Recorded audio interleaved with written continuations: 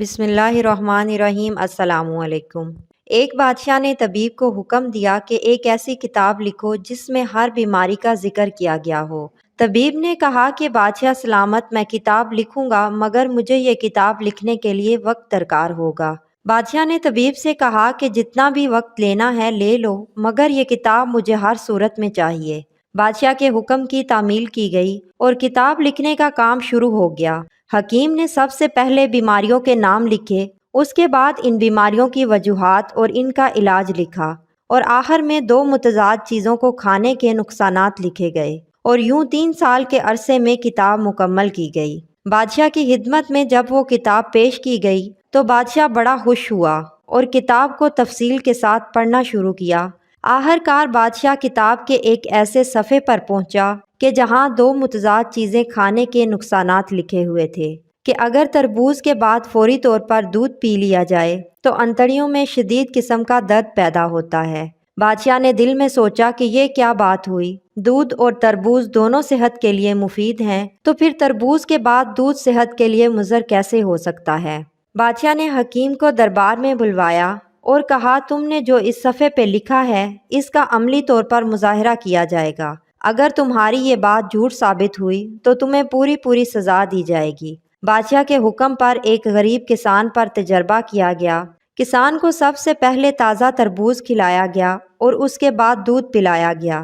اب سب انتظار میں بیٹھ گئے کہ کب کسان کو انتڑیوں کا درد شروع ہوگا، مگر 2 گھنٹے گزر گئے اور کسان کو کچھ بھی نہ ہوا۔ بادشاہ نے غصے سے حکیم کی طرف دیکھا اور حکم دیا کہ حکیم کو گرفتار کیا جائے اور سولی پر لٹکا دیا جائے۔ حکیم نے کہا، مجھے 3 مہینے کی مہلت دی جائے اور اس کسان کو 3 مہینے کے لیے میرے حوالے کیا جائے۔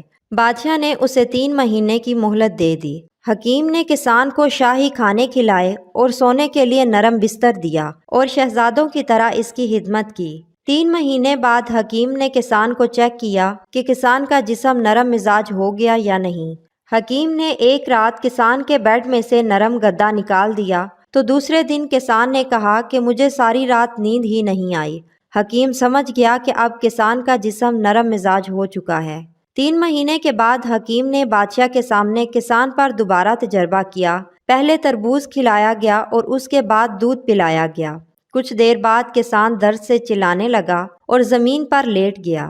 بادشاہ نے حکیم سے پوچھا کہ اس کی کیا وجہ ہے؟ حکیم نے کہا کہ آپ نے مجھے کتاب لکھنے کا حکم دیا تو میں نے ایک بادشاہ کی طرز زندگی کو دیکھتے ہوئے کتاب لکھی تھی۔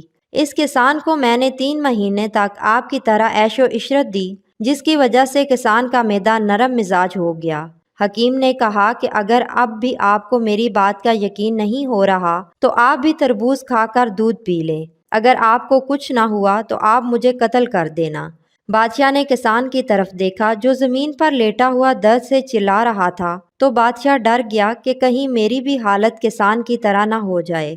بادشاہ نے حکیم کو بہت سارے انعامات سے نوازا اور فوری طور پر کسان کا علاج کرنے کا حکم دیا۔ جو انسان آرام دہ زندگی گزارنے کا عادی ہو جائے وہ بہت ساری بیماریوں کا شکار ہو جاتا ہے۔ اس لیے انسان کو چاہیے کہ وہ محنت کرے اور اپنے جسم کو مضبوط بنا لے تاکہ وہ صحت مند رہ سکے۔ اللہ پاک ہم سب کا حامی و ناصر ہو، آمین۔